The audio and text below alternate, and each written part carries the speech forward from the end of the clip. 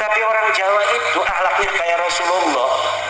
Rasulullah banyak pekerjaan, ada tamu banyak begitu, nggak berani ngusir Rasulullah itu. Sampai turun ayat Al-Quran yang ngusir tamu-tamu itu.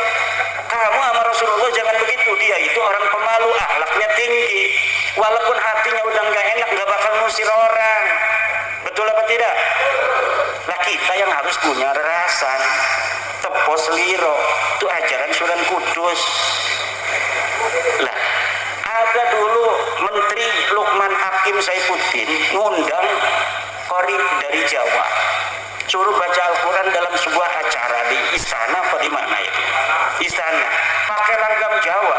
Itu sama kabib-kabib ini dituduh sebagai sinkritisme Islam. Kafir saudara, ini menghina Quran saudara. PKI ini saudara, menterinya PKI ini Abdul Khalik ngapain sih begini-begini? Ini yang tuh sekarang nggak berani. Coba nih, ada YouTube-nya kan? Berani kagak itu? Para Bahlawi ngomong bahwa langgam Jawa ini kafir, langgam Jawa PKI. Nggak bakal berani, ayo nama. Nggak bakal berani. Islam Nusantara digagas oleh Nahdlatul Ulama. 2010 mulai digaungkan, 2015 di Jombang dijadiin sebuah tema muktamar. Islam Nusantara dihajar oleh mereka Bahlawi-Bahlawi. Ini Islam Nusantara, nanti ada Islam Amerika, nanti ada Islam Afrika, nanti ada Islam Jepang. Islam ya Islam saudara. Betul apa tidak? Hajar apa tidak? Merusak Islam apa tidak PBNU? Merusak saudara. Islam itu rahmatan lil alamin. Islam itu hanya satu saudara. Dulu. Sekarang ada nggak para Bahlawi yang berani menyinggung Islam Nusantara? Semenjak Pak Nasab ini tidak akan pernah ada. Tidak akan ada dari mereka yang berani nyentil Nahdlatul Ulama. Gak bakal ada saudara.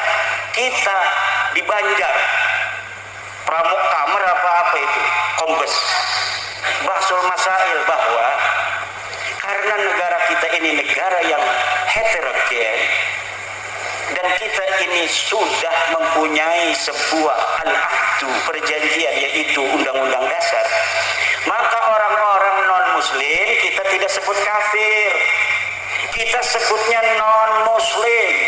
Hajar lagi sama Bahlawi-Bahlawi itu saudara. Dia sama mereka PBNU ini sudah kemasukan liberal saudara, sudah kemasukan PKI. Coba Al-Quran mengatakan ya ayyuhal kafirun, mereka mau rubah ya ayyuhal non muslim. Mereka dulu begitu, dulu sekali. Sekarang gak bakal berani ya Abdul Khalik. Datang dicium tangannya, kiai juga udah pulang balik. Dulu kita 2021 kemarin membuat sebuah tema fikih peradaban. Ini baru kemarin loh, dihajar lagi ketum. Ini fikih peradaban ini apa maksudnya saudara? Apa maksudnya saudara? Fikih itu memang beradab saudara. Dia nggak tahu apa makna fikih peradaban, udah komentar. Kan peradaban disangkain adab dia. Beradab dengan berperadaban itu berbeda saudara. Tapi tetap mereka itu inginnya adalah NU ini tidak boleh sepi dari cacian dan kritikan mereka. Seakan-akan mereka itu lebih hebat dari ulama Nahdlatul Ulama. Jangan betul-betul aja. Sekarang saya lihat nggak ada mereka. Apa saja yang dikerjain Nahdlatul Ulama sekarang? Nahdlatul Ulama lagi mengadakan acara humanitarianisme Islam, humanitarian Islam, kemanusiaan Islam, nilai-nilai Islam dalam kemanusiaan. Nggak berani Sekarang gak berani kritik lagi, saudara. Mana suaranya yang biasa dia mencela kiai-kiai Nahdlatul Ulama, saudara? Kenapa diam? Kemana? Kabur. Kabur lagi. Al-kaburi, saudara. Nah ini yang terjadi, bapak-bapak. Lah kita sudah tahu bahwa alsinah lisan-lisan mereka pada kiai-kiai kita itu begitu. Wa ma tukhfi suduruhum akbar. Apa yang ada di dada mereka lebih besar lagi dari apa yang telah mereka katakan melalui kata-kata. Apa tuh sebelum wa ma tukhfi suduruhum akbar tuh? Apa yang disembunyikan di dada mereka akbar kepada Nahdlatul Ulama. Walakin katsirun minan nasi la ya'lamun. Tapi banyak yang tidak tahu atau pura-pura tidak tahu.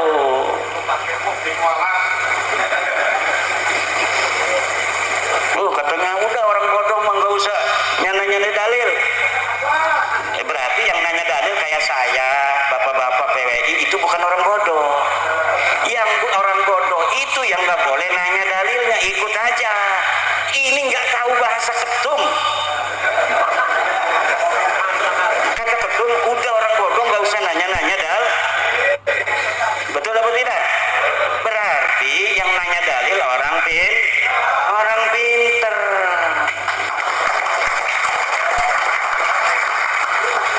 Anu minu kama amana sufaha.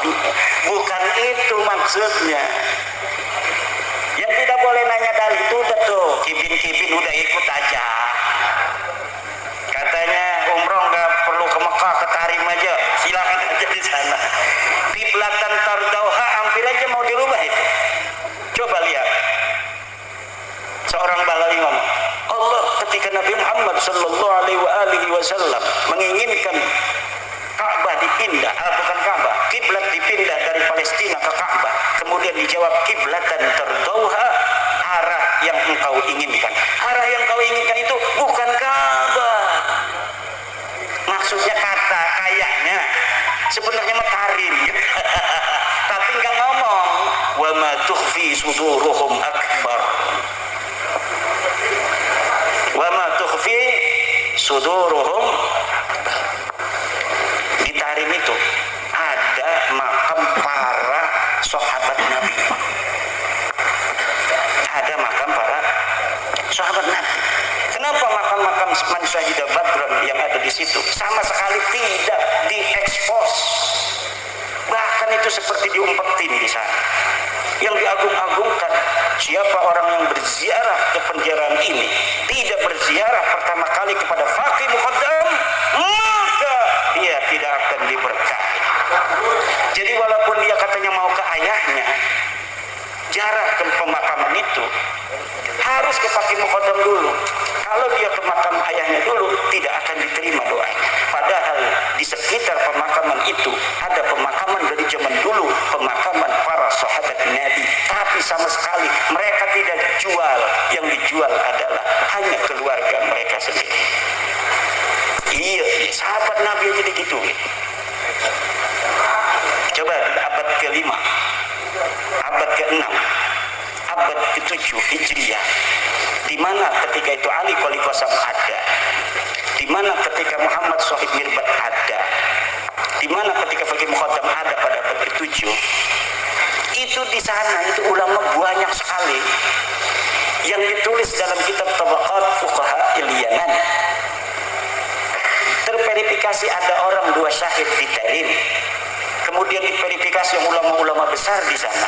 Tapi tidak ada satupun keluarga Ba'lawi yang tahunnya sama dengan tahun yang ada di dalam kitab-kitab itu yang ditulis oleh para sejarawan. Banyak sejarawan itu. Ada Al-Kamil fi Tarikh, ada Al-Iklil orang Yaman Al-Hamadani, ada As-Suluk fi Tabaqatil Ulama wal Muluk. Banyak nama ulama di Tarim yang disebutkan, tapi teu aya orang-orang siji-siji aja keluarga Balawi itu yang dicatat. Bagaimana itu? Kenapa tidak dicatat? Apakah mereka itu ngumpet, mungkin punya ilmu halibunan? Bukan. Karena memang mereka tidak ada di sana ketika itu.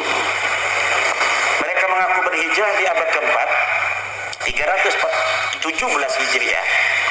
Tapi sebenarnya mereka itu hijrah ke situ itu pada abad ke-6, 500-an Hijriah. Mereka belum menjadi siapa-siapa, kemudian membangun otoritas di sana dengan mimpi-mimpi di abad 9 bahwa Nabi Muhammad SAW telah datang kepada seorang ulama, kemudian menitipkan Ba'lawi ini kepada seluruh orang-orang Hadramaut. Siapa yang mencintainya sama dengan mencintaiku, siapa yang tidak mencintainya sama dengan tidak mencintaiku. Lama-lama orang-orang as-sufaha itu kemudian masuk ke dalam relung hati. Kenapa?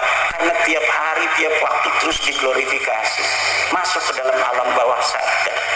Ini yang akan terjadi kalau umpamanya nanti kita, masyarakat Tulungagung, masyarakat Nusantara tidak mempunyai kepedulian terhadap sejarah itu.